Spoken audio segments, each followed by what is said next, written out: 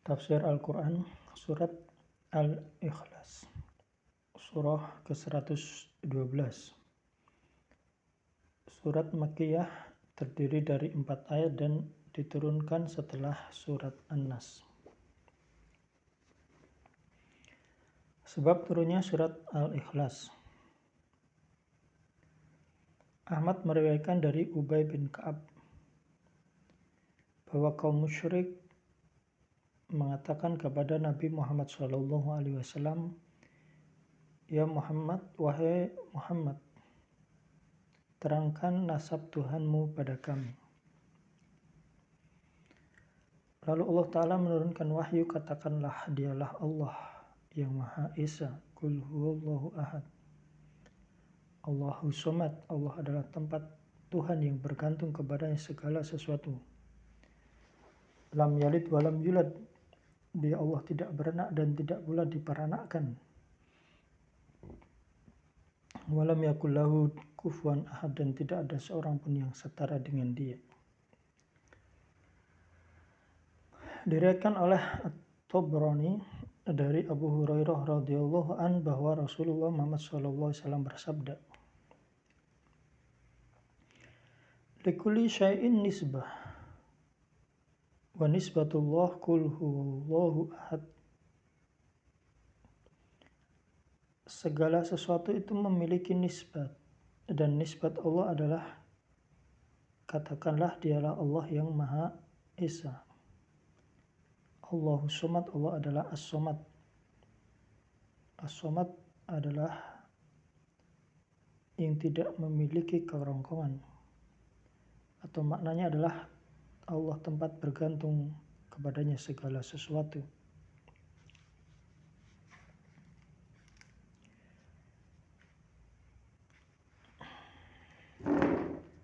Adapun keutamaan dari surah Al-Ikhlas,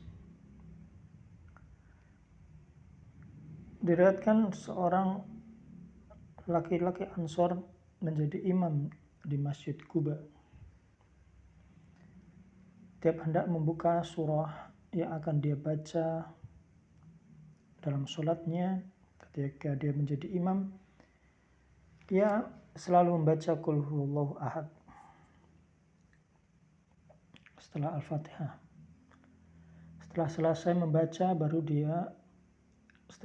membaca Qul huwallahu ahad, baru dia membaca surat yang lain. Orang Ansor itu terus melakukan di setiap rakaat. Maka menjadi perbincangan di kalangan sahabat Nabi Muhammad SAW saat itu radhiyallahu anhum.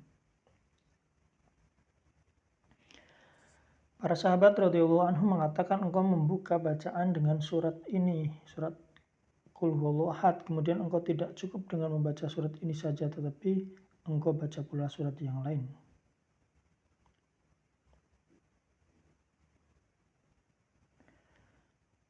Yang harus kamu lakukan adalah membaca surat itu atau meninggalkannya dan diganti dengan surat yang lain. Maka orang Ansor itu mengatakan, "Aku tidak akan meninggalkannya. Apabila kalian suka aku menjadi imam kalian seperti itu, maka aku akan melakukannya. Apabila tidak, maka aku tidak akan lagi mengimami kalian."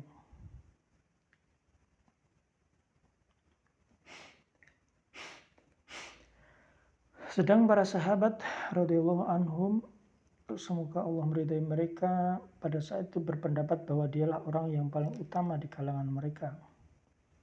Dan mereka tidak suka apabila kaum Ansor, sahabat Ansor, orang Ansor ini diganti oleh orang lain sebagai imam.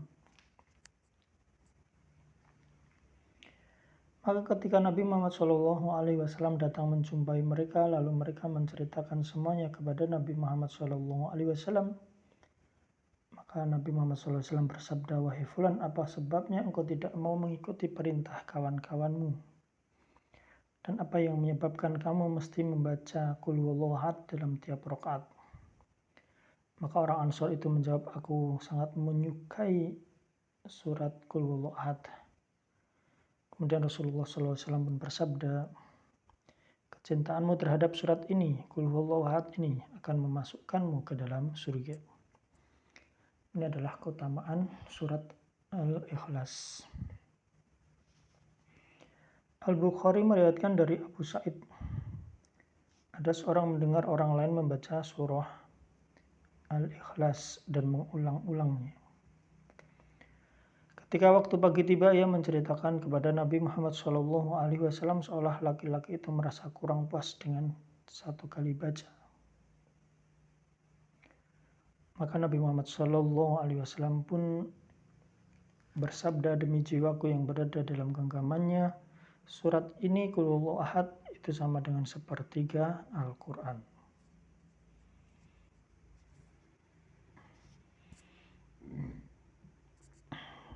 Kemudian diriwayatkan oleh Al-Bukhari dari Aisyah radhiyallahu anha, apabila Nabi Muhammad SAW hendak tidur pada tiap malam, Nabi SAW menyatukan kedua telapak tangan, kemudian meniup dan membacakan keduanya surah Al-Ikhlas dan Al-Mu'awwidzatain, Qul a'udzu bil falaq dan Qul a'udzu birabbin nas. Lalu mengusap keduanya ke sekujur tubuh yang terjangkau. Pengusapan itu dimulai dari arah kepala, wajah, tubuh bagian depan. Nabi Muhammad SAW melakukan 3 kali. Hadis ini diriwayatkan pula oleh para penyusun kitab sunan dari hadis Ukail.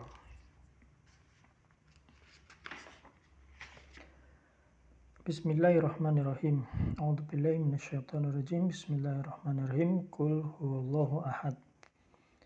Allahus samad, lam yalid wa lam yulad wa lam yakul lahu kufuwan ahad. Katakanlah, Dia adalah Allah yang Maha Esa.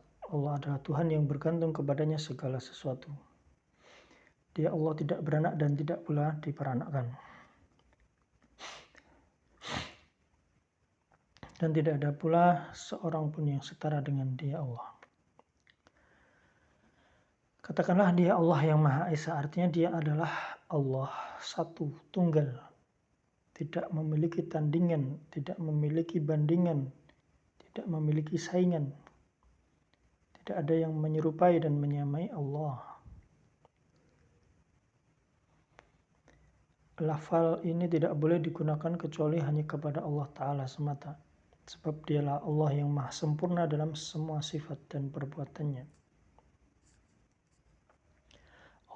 Allahus samad, Allah adalah Tuhan yang bergantung kepadanya segala sesuatu.